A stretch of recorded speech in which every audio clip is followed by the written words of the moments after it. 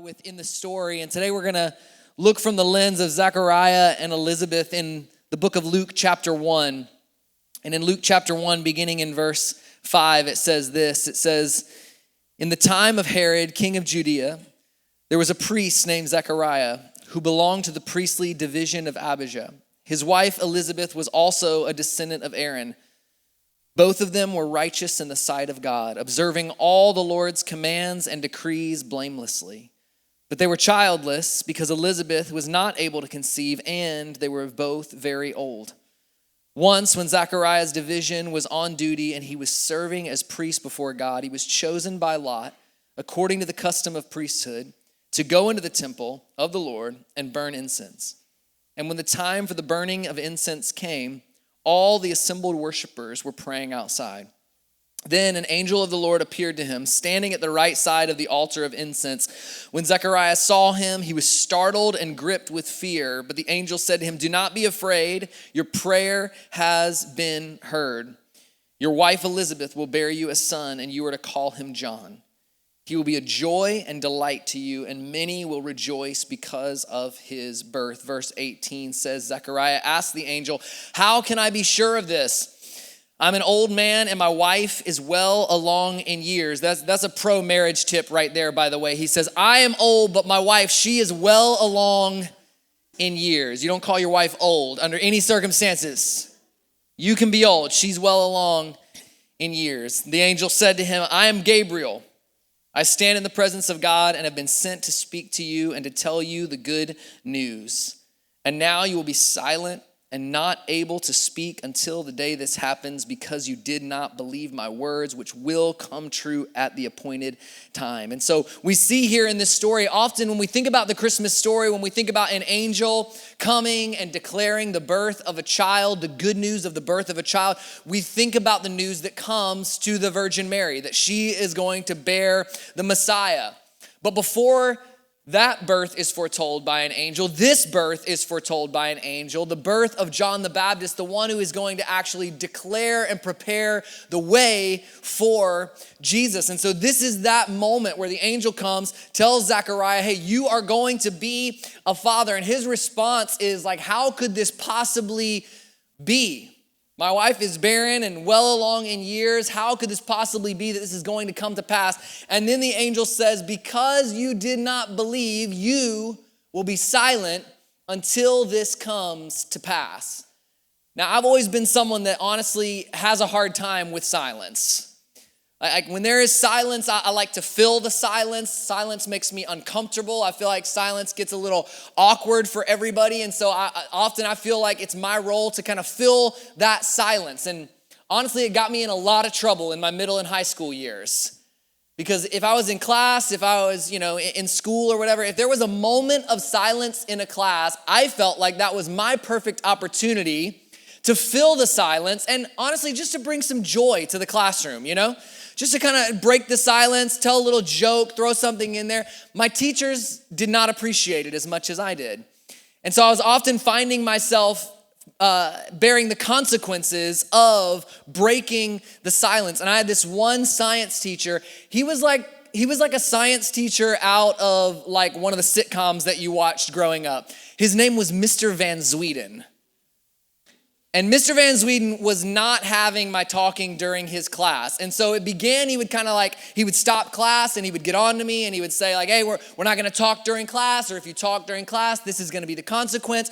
But then he kind of adopted this system where he just printed out sentences on little sheets of paper. And whenever I would start talking, he would just come by my desk, he would lay the sentence on my desk, and he would just say a number. And I knew that whatever number he said was the number of times that I had to write the sentence that he had placed on my desk. And so he started out pretty straightforward. He started out with kind of your typical like sentences that, oh, by the way, my mom saves everything. These are my sentences. These are my sentences from one period of 7th grade. They come from a box of all of my sentences from my middle and high school career that I did not bring up. This is just 7th grade, Mr. Van Zweden. And he started out pretty straightforward. I had to write this sentence: "I will hold my peace in science class until I have expressed permission from the teacher to talk." No big deal. No big deal. I wrote that one, no problem. But he realized that it wasn't doing quite as much as it, so he changed it. He moved on. In my pilgrimage through the halls of academia, I refuse to let presumption, sloth, and slumber overtake me in my quest for knowledge. That one was good. Still didn't quite cut it, so he moved on.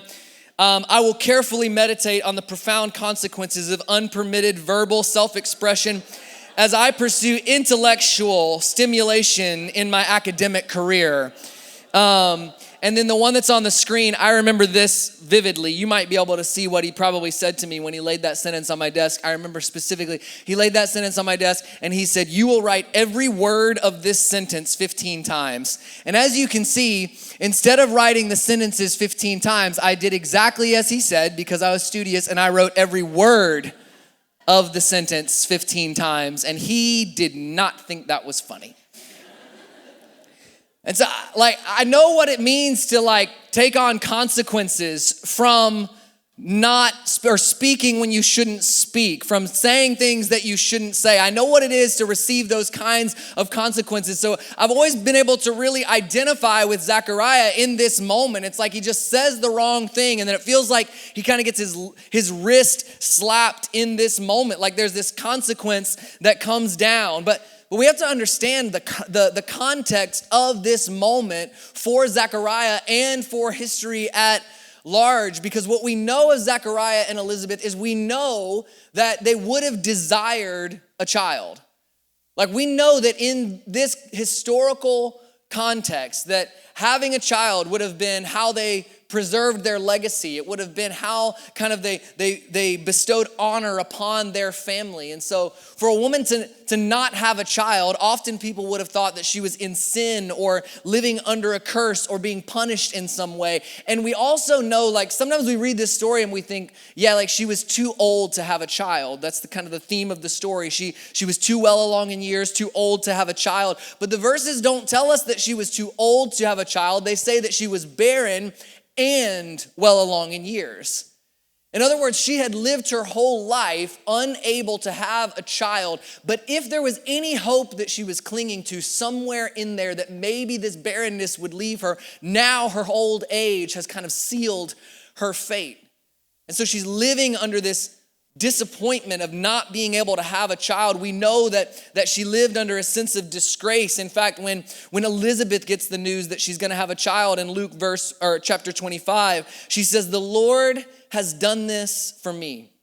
In these days, he has shown me favor and has taken away my disgrace among the people." And so we know that she was living under this sense of disgrace, this disappointment of not being able to have a child and navigating these unanswered prayers in this moment. They're navigating this pain and grief of the unanswered prayer. But the reality is that often there's more going on behind the scenes than we recognize.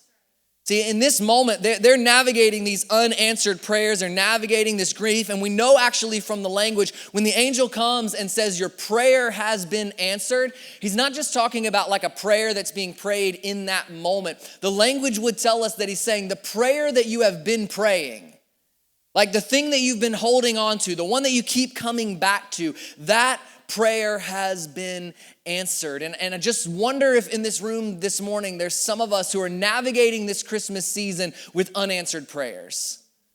I wonder if there's some of us who are navigating this season with things that it just seems like we've brought to God over and over and over again, and it just doesn't feel like he's hearing our prayers. It's interesting because there's some irony to this moment for this angel to come and to say in this moment, "Your prayer has been answered," because it says that Zechariah is chosen among the priests as the one to go in and to light the incense and to pray on behalf of the people. And the visual picture, the reminder in this season of what they're doing when they light that incense, it's not just an empty ritual of lighting some incense. The ritual of lighting the incense is actually representative of something. The ritual of lighting the incense paints this picture of as the smoke goes up into the heavens, so go our prayers into the heavens. In other words, it's this physical representation of, hey, in the same way that this smoke is rising into the heavens, we believe that our prayers are actually going somewhere.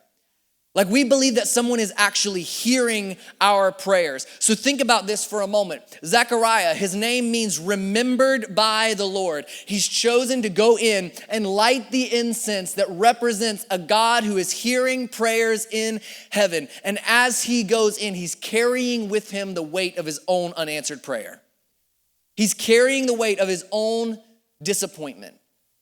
Like, I don't know about you, but have you ever felt like a fraud in your faith? Like, man, I'm standing here and I'm saying one thing and I'm believing one thing, but my life experience doesn't quite match.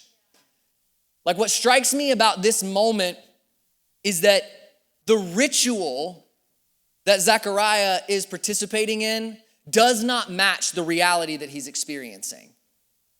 He's participating in this ritual that says, yeah, my prayers are going up to heaven and God hears and answers prayer, but he's living this life where all he has experienced in this area is an unanswered prayer. And we all go through seasons of life where it feels like the rituals that we walk through, the worship songs that we sing, the verses that we read, the prayers that we pray, the motions that we go through, we all go through seasons where it feels like they just do not align with our reality. Man, where we come into a room like this and we sing, all my life you have been faithful, but man, it doesn't seem like faithfulness in this season. Where we sing lyrics of songs of hope and of faith and of freedom while we struggle to experience that hope and that faith and a freedom in our own lives. And that's why the story of Zechariah is so encouraging to me, because in this very moment that it feels as though maybe God isn't answering his prayer and it feels as though the ritual that he's walking through doesn't match the reality that he's experiencing, God is working on a bigger story. God is weaving a bigger story behind the scenes. See, we read the story of Zechariah and Elizabeth and we see the yearning and the waiting of a couple desiring a child. But behind the yearning and the waiting of this couple desiring a child was actually a whole nation of people who were yearning and waiting for the Messiah to come. Behind the yearning and the waiting of this one child was the yearning and the waiting of a nation who had gone 400 years experiencing silence from God as far as they were concerned. The book of Malachi is the last Old Testament prophet, and it comes in a season where God had sent his prophets to speak on his behalf. It comes from a season where God's manifest presence was making itself known among his people. And Malachi ends with Malachi saying that one will come and will turn the children's hearts to the Father. It's this prophetic picture that the Messiah will come. And then in that one quick turn of page that we go from the book of Malachi to the New Testament, there's 400 years of silence. No more prophets.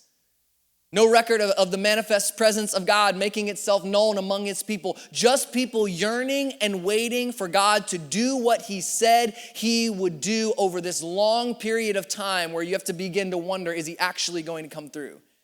This long season where you have to begin to wonder, is what he said actually going to happen? And so this picture of Zechariah and Elizabeth yearning and waiting and wondering is just a glimpse into what the people of Israel have been experiencing for 4 centuries. For centuries, they've been yearning and waiting, and it seems like God isn't showing up.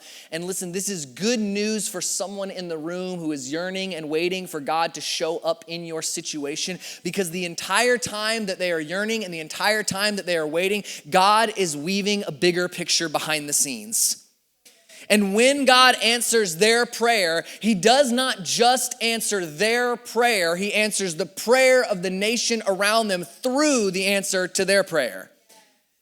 And so some of us, we need to get a bigger picture for the things we are praying for from God. That it is not just the way that they affect our lives. It is not just the answer to our prayer. But God, help us to see what you are doing in the world and in the people around us through our lives. And this is this moment Zechariah is in kind of this season that I see in the lives of so many people in church that I get to sit with and walk with and I've experienced in my own life. There's this really vulnerable season of life that is really one of the most difficult seasons and one of the most difficult emotional seasons to really navigate. And it's this idea that Zechariah in this season is both faithful and disappointed. Like, he's going through all of the motions of doing the things that he's supposed to do as someone who follows God, as a priest who stands before God on behalf of the people. He's doing his part. He's serving the Lord. He's showing up. He's sacrificing. When he's called to perform a duty, he performs the duty, and yet this one prayer that he's been praying has not been answered. And this is the vulnerable season that I've experienced in my own life and that I see in the lives of so many other people, is that seasons of faithfulness where you are also disappointed are a prime recipe to breed bitterness in your life. Seasons where it feels like you're doing everything you need to be doing. You're showing up all the ways you're supposed to show up. You're giving, you're serving, you're showing up in your relationships, you're investing, and somehow it just seems like God still isn't answering your prayers. These are prime moments where bitterness and disappointment can begin to seep in. And we know that Elizabeth and Zechariah, we know that they were doing all of the things they were supposed to do. Verse 6 tells us, it says, both of them were righteous in the sight of God, observing all the Lord's commands and decrees blamelessly. They're doing all of the things they're supposed to do. They're walking through all the motions and performing all the duties that they're supposed to do. And sometimes we can walk through those seasons of life where it just feels like we've done our part, but it feels like God's not doing his. We've done our part, but it feels like our prayers are not being answered. And often that unexpressed grief and that unexpressed disappointment can bring us to a place of bitterness that actually brings us then into a place of busyness. Because bitterness often leads us to busyness. Bitterness often leads us to any sense of distraction towards the thing that God is actually trying to work in our lives. And I think there's no more dangerous time than the holiday season than to slip into kind of this mode of busyness to distract ourselves from the things that God is actually trying to speak into our lives. We often navigate the Christmas season in a busy, frantic pace. We pack every moment of every day with routine and more to do, more places to be, never actually acknowledging the places of grief and disappointment that we are experiencing. I'm reminded of this moment where God in the Old Testament calls his people to grieve and to mourn, and yet he finds them rejoicing. In Isaiah chapter 22, it says, the Lord Almighty, called you on that day to weep and wail, to tear out your hair and to put on sackcloth. But see, there is joy and revelry, slaughtering of cattle and killing of sheep, eating of meat and drinking of wine. Let us eat and drink, you say, for tomorrow we die. See, God had called them to a place of grief. God had called them to a place of repentance. God had called them to a place of seeking his face, and yet instead they fill the space with distraction and denial. Does that sound familiar to anybody?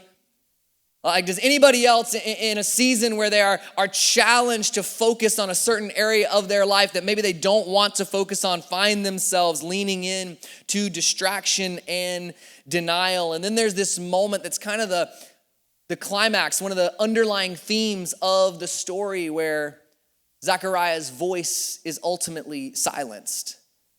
His voice is silenced. He questions the possibility of actually becoming a father at this stage. And verse 20 says, now you will be silent and not able to speak until the day this happens, because you did not believe my words, which will come true at their appointed time. And I got to be honest, I've always kind of viewed this moment as a bit of a cruel punishment.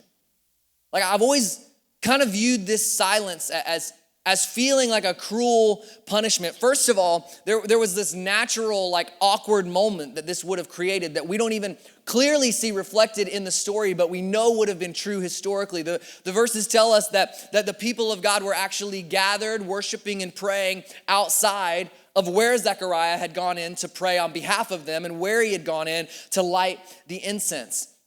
And the priest's role after lighting the incense and after offering the prayers would have been to come out to the people and offer a blessing or a prayer to the people. And so imagine in this moment when Zechariah is silenced, it's not like, oh man, I'm really gonna have to navigate this silence at some point. It's like, I'm gonna walk out of this room to a group of people expecting me to speak, unable to speak. Can you imagine the awkward moment that he stepped into? It would be like if after worship, if they brought out this podium and I came out and I held the mic and you were looking at me to speak, but I just stood here in silence. It would be awkward. I'd start motioning. I'd eventually just tell you to leave. It would be an awkward kind of faltering moment in a moment where you expected a spiritual experience, in a moment where you expected to hear from God and it was silent. So in this moment, Zechariah is not the only one who is experiencing silence. Now people who are expecting the word from God are experiencing silence. And it seems to me like this cruel punishment in this moment, because not only is he being silenced for the people in front of him, but I mean, he's just received word that the one prayer that he's been praying and believing for is now coming true. The very next thing you would want to do once this would be confirmed would be to tell everyone that you could possibly tell. The very next thing you would want to do would be to share this good news. So now he's received this good news, but he can't even share the good news. Not to mention his question of whether or how it could be possible that his wife could become pregnant is a perfectly reasonable question in this moment. She's been barren her entire life. Now she's not old, well along in years. She cannot have a child. And so this is a perfectly reasonable question. And I always viewed this moment, this moment where the angel says, listen, now, because you did not believe, you will be silent. I always viewed this a little bit like Mr. Van Zweden swinging by my desk with a little strip of paper with sentences on it. Like, hey, listen, you said the wrong thing. You spoke at the wrong time, and so here's your punishment. Here's the consequence of your action. But what if we viewed this silence in this moment not as a punishment, not as a punishment for saying the wrong thing, as a consequence, yes, but what if we viewed it in light of God's kindness to give him the space and the silence to actually do the work on Zechariah's heart that needed to happen to prepare him for what God was doing in his life? This is much more in line with the character and the nature of God, that God would say, hey, listen, I can tell by the words that you are speaking, man, you might leave out of this place and you might kind of hedge your disappointment and say, yeah, God spoke to me that we were going to have a child, but we'll see. We'll see if it actually comes to pass because, my wife, she's well along in years. She's been barren. No, I think God in his silence silenced Zechariah to prepare him for what he was doing in his life. I think it was a lot less about Zechariah saying the wrong thing and about God wanting to work on his heart so that he could receive what he was doing in his life. The silence was not about punishment. It was about preparation. See, I think that if we look at the story and if we understand the historical context of the story, in all likelihood, Zechariah and Elizabeth had probably suffered in silence for much of their life. And I think what God was doing in this moment was giving them an opportunity to, instead of suffering in silence, to actually wait in hopeful anticipation in silence. To actually not need to fill the space, but to trust God in the silence. And this is the beauty of Advent. This is the beauty of the Christmas season, is that as we wait, as we anticipate, we can do so in hope that is not determined and is not dependent on our own circumstances, but rather it's dependent on the faithfulness and the character and the nature of God. And this is how we can navigate those seasons of our lives where it feels like, as it were, ritual and reality are out of alignment, is that we don't actually look to our circumstances. We don't look to find the words ourselves. We wait, we pause, we stop, we sit in silence, and we listen. We prepare our hearts. We allow God to do the work that he wants to do in our lives. I think a lot about the way I would just receive those sentences as a punishment, and they were just kind of a punishment in and of themselves. They were just something that we had to do. But I had this other teacher named Mrs. McChesney. She was my favorite teacher growing up. She was that teacher that everybody, I hope, has one of these teachers in their life that they remember kind of all their life for having an impact on them. And she's really the one that honestly made me want to love reading and become someone who loves to read. She brought reading alive to me and to my class and was this really amazing lady. And one time, me and another friend of mine got in kind of a fight, an argument in her class, and we were best friends, and we were really kind of going at it, and we were having this big disagreement. And I remember she sent us out of the class, and she said, I want you to take a walk down the hall. You can walk up and down the hall as many times as you need to walk up and down the hall, but you will not come back into this classroom until you have worked this out. And this is kind of the consequence that I see God putting in place here on Zechariah. It's not this distancing of, hey, you're in trouble, so you need to be silent. It's, hey, you need to be silent so that I can bring restoration to your heart. You need to bring silence. You need to be silent so that you can enter into what I actually have for you in this season. The silence was about restoring joy to a heart that was harboring pain, disappointment, and bitterness.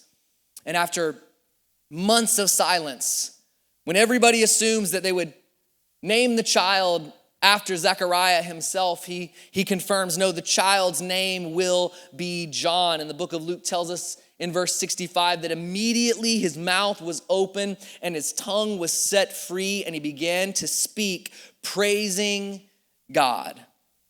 Notice his final words before he was silenced were questioning God. And his first words after his mouth is open were praising God.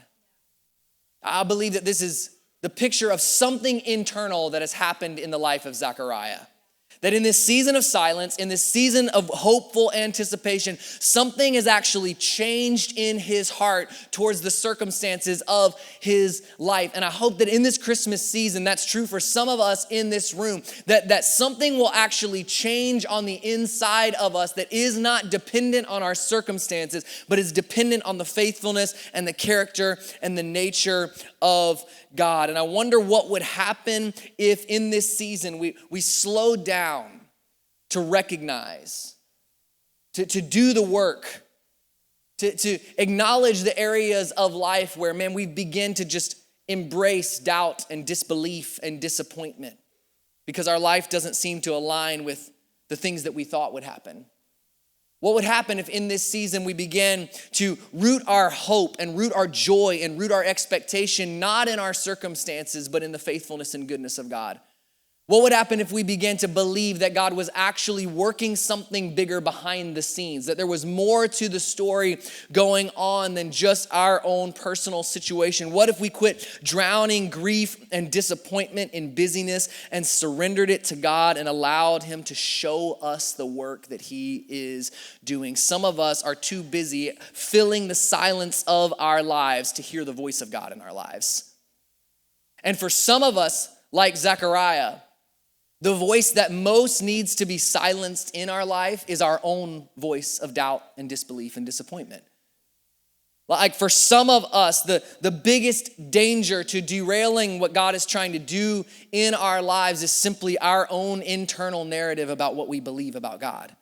Our own internal narrative about what we believe about his faithfulness and about his goodness. And I just believe in this Christmas season, if we could refocus on the faithfulness and the goodness of God, if we could recognize in the Christmas story that the Christmas story is so much more than just something we visit every year. It's the fulfillment of a promise of God to his people, that we could enter into our own circumstances and our own situations, remembering that he is faithful, that he is true, that he is just, that he will do the things that he said he's going to do. And so this morning, I want to give us a few moments to reflect on our own lives. I'm going to invite the team to come up and join me again. But I want to give us a few moments today because I believe there are some of us in this room who are carrying with us in this season disappointments and doubts and places in our lives where, man, when we step back, we just go, God, this doesn't look like I expected it to look. God, this doesn't align with how I expected it to align. God, even today I sang all my life you've been faithful, but there's areas of my life where I do not trust you with my heart. There's areas of my life where I do not trust you with my future. And we want to take time today to surrender those things to him. We want to take time today to let go of those things and be reminded of his faithfulness. Would you bow your heads with me this morning? And in a moment, I'm just going to give us a moment where I'm not going to speak. I'm not going to fill the space with silence, but I just want you to examine those places in your heart, just in the silence. Examine those places in your heart and in your mind where maybe you've allowed disappointment to come in. Maybe you've allowed disappointment to even lead into bitterness. And maybe you've even allowed your life to kind of become so busy that you haven't had time to stop and reflect and to really allow God to do a work in those things in your life. And this morning, I just want to give us a moment in the midst of the busy, frantic Christmas season where we just take a moment and we say, God, all of those things that have taken up place in my heart, all of those things that have taken up place in my mind, I want to surrender them to you. I want to surrender them to the character and the nature of who I know that you are. Come on, would you just take a moment? Would you just surrender those things this morning?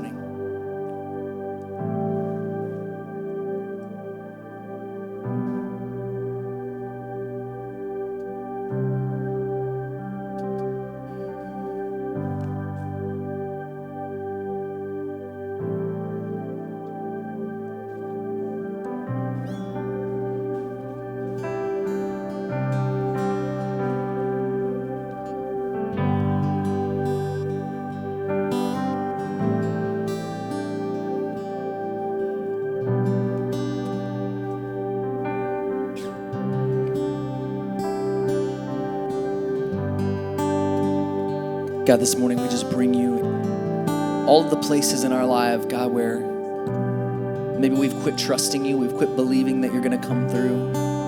God, the places where, God, the amount of time that we've been believing and God, what feels like a lack of progress has just worn on our spirits, worn on our souls, worn on our joy and our faith and our expectation of what you could do. God, would you renew some faith? Would you renew some expectation in the room this morning? God, as this Christmas season is all about expecting you to do what you've said you're going to do, God, would you renew a sense of hope and expectation?